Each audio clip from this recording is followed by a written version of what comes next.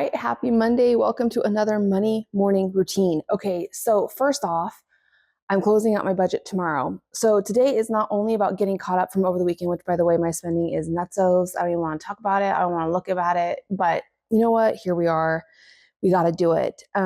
So what I did is I prepped my monthly budget category breakdown to get ready to close out my budget and look at my spending for the entire month, whether I was over or under budget, how much I spent each category, that type of thing. And then now I still have not gotten to my November or December calendars, which I'm going to hopefully do today. My schedule is crazy today, but I'm going to try. Today is all about also prepping for tomorrow. Now, what can we do to get ready to close out our budgets? Number one, we need to get updated completely with our spending. You cannot close out your budget until your spending is completely updated and accurate. So this morning, I had 2 things come out of my checking account. Now we're completely done. Nothing else should be coming out of my checking account. There are no pending transactions. It's completely clear. We shouldn't have anything coming out until my new budget or tracking period, which should be October 1st. So James's cross-country pictures came out for $32. And then my final bill, YouTube TV, came out for $91.50 sort 4. So let me go ahead. We're going to write that down here, $91.54. Now, another part of me closing out my budget is actually going through and writing in my actual spending for my actual column, figuring out. Now, usually if there's a difference, usually I'm always in the positive between my budget and actual spending, which means I budgeted enough. I just didn't spend all the money that I budgeted for.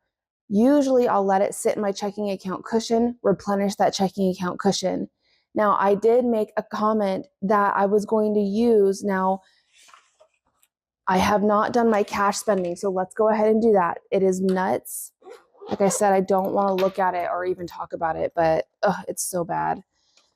So my food spending is pretty much depleted. I have some dollar bills left. That's it. I have 1, 2, 3, 4, 5. I have 5 $1 bills. That's it. I ate out at Chipotle and Yolks. So $5 left to spend. That's it. So Chipotle was on $9.28 and then Yolks was $9.27. So we need to write that down. So $9.27.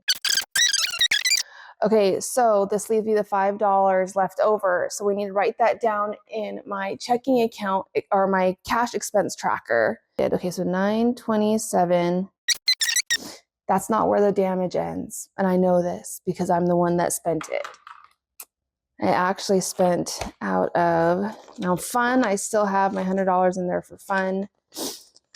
Now remember, I did say any cash left over in my cash envelopes I was going to use to quickly reach my Christmas sinking fund. So pets, I still have the $50 in there. Beauty, I still have the $50 miscellaneous. Okay, I did something. I spent money for my miscellaneous for McDonald's. Yes, I did. I knew I didn't have enough in my food envelope, so I stole it from my miscellaneous. Now, the only way I will ever steal from my miscellaneous is when I am really close to the end of the month and I know there's no chance, not even a single bit, slightest chance that I'm going to need it. Why does my miscellaneous envelope exist? It exists to take care of unexpected expenses that pop up in between my paydays. Okay, this is not your emergency fund. Your emergency fund is dedicated to true emergencies, but we all know that things pop up in the month that are unexpected but don't live as an emergency, right? Kid comes and tells you, Mom, surprise birthday for a friend. You have a friend come in town. Let's go out to dinner. Those things aren't emergencies, but they're unexpected, right? They don't live in our budgets. So how do we take care of those types of things? How do we prepare ourselves so it doesn't constantly feel like we don't have enough? Well, we set ourselves up so we have financial stability.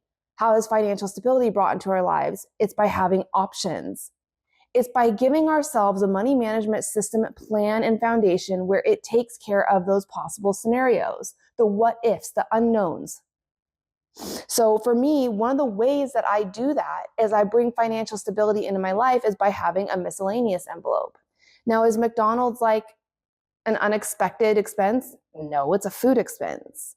But I decided to use it because I'm closing out my budget tomorrow. I know we're really close to the end of the month, and I know there's no chances of me meeting it. Okay, so I have $22 left in my miscellaneous. Okay, so write that down. And it was for McDonald's on 9/29. Okay, so $50. All right, so I'm going to scan these receipts into Fetch Rewards. Okay, this is just an app where I scan my receipts. They turn into rewards points. I use those points for gift cards, and the gift card I like to use is just replenishing my Starbucks gift card, but that's what I'm going to do with those. Now, we need to write that down. Okay, so here's the thing. I get asked, Miko, if I spent from this envelope, what do I truly categorize it as? Because I spent from the miscellaneous, does it go under my miscellaneous category? No, it's a food expense. Remember, you need to track it as what it truly was, so that way you can see those accurate and consistent trends. So 9/29, I'm going to write it down on my expense tracker. McDonald's food, and it was for $22. Okay, so that is completely updating my spending. Okay, that's all I have left. Now tomorrow, I'll walk you through closing out my budget and what that looks like. But I just have to highlight my spending and get updated with the highlighting, and then I'm done. My spending trackers, expense trackers are 100% updated. That's the very first step you need in order to close out your budget. So that is my Monday morning routine.